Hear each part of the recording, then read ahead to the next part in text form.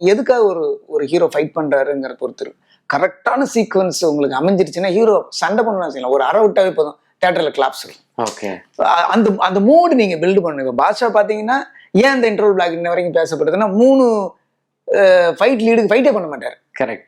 நியாயமா அந்த fight lead வரும்போது ஃபைட் பண்ணிடுவார் ஹீரோ, பண்ண மாட்டாரு. என்னடா அது பண்ணலையே பார்த்தா அடுத்த ஃபைட் லீடு வரும், பண்ண மாட்டாரு. 2 தடவை ஃபைட் வரணும், 3வது தடவை போது அந்த 3வது தடவை ஒரு பாயிலிங் பாயிண்ட்ல கை வைக்கும் போது ஒரு வெடிக்கிறது இருக்குல்ல. நீங்க பாத்தீங்கன்னா பாட்ஷால அவ்வளவு பெரிய ஆக்ஷன் ஃபிலிம்ல இன்டர்வல் பிளாக்ல தான் ஃபர்ஸ்ட் ஃபைட். கரெக்ட். வீரால பாத்தீங்கன்னா ஃபர்ஸ்ட் ஹாஃப்ல 3 ஃபைட் இருக்கும். ஆனா வீரா காமெடி படம்.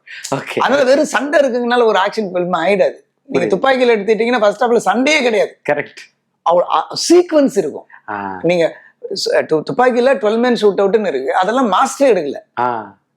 அது இன்னும் ஒருத்தன் பின்னாடி போய் ஒருத்தன் பின்னாடி ஷூட் பண்றதுதான். அது ஸ்பிளிட் பண்ணி நாங்க எழுதி நாங்க எடுத்ததுதான். விஜய் சார் படத்துல சண்டே இல்லைன்றதுக்காக தான் நான் அதை ஓப்பனிங்ல சும்மா ஒரு ஃப்ரெண்ட்ஷிப் சண்டை, ஒரு ஃப்ரெண்ட்லி ஃபைட்டுன்னு ஒண்ணு வச்சோம். அவங்களுக்குள்ள ஒருத்தரை வச்சாங்கன்னா ஹீரோ அப்படியே இன்ட்ரடியூஸ் பண்ண முடியாதுன்ட்டு ஃப்ரெண்ட்லியா ஃபைட் பண்ணிக்கிறாங்கன்னு இருக்கும். அதை தவிர நீங்க எடுத்தீங்கன்னா அப் டு இன்டர்வல் வரைக்கும் ஃபைட் கிடையாது, அது ஆக்ஷன் ஃபிலிம். ஓகே. ஸோ நம்ம மூடு தான், மூடு கரெக்டா அமைஞ்சிருச்சுன்னா ஃபைட் எதுக்காக பண்றாருன்னு, ஹீரோயினுக்காக ஒரு ஹீரோ ஃபைட் பண்றாருன்னா வேற மாதிரி பண்ணலாம், காமெடியா இருக்கலாம், அந்த பொண்ணை தூக்கி போட்டு அடிக்கலாம், இப்படி அடிக்கலாம் அப்படி அடிக்கலாம் பண்ணலாம். ஆனா தங்கச்சிக்காக ஃபைட் பண்ணா அதுல வேற எமோஷன் இருக்கும்.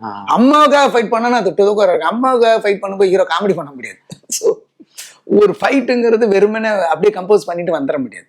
அந்த ஃபைட் என்ன மூடு இருக்கு அப்படிங்கிறது தான் முக்கியம்.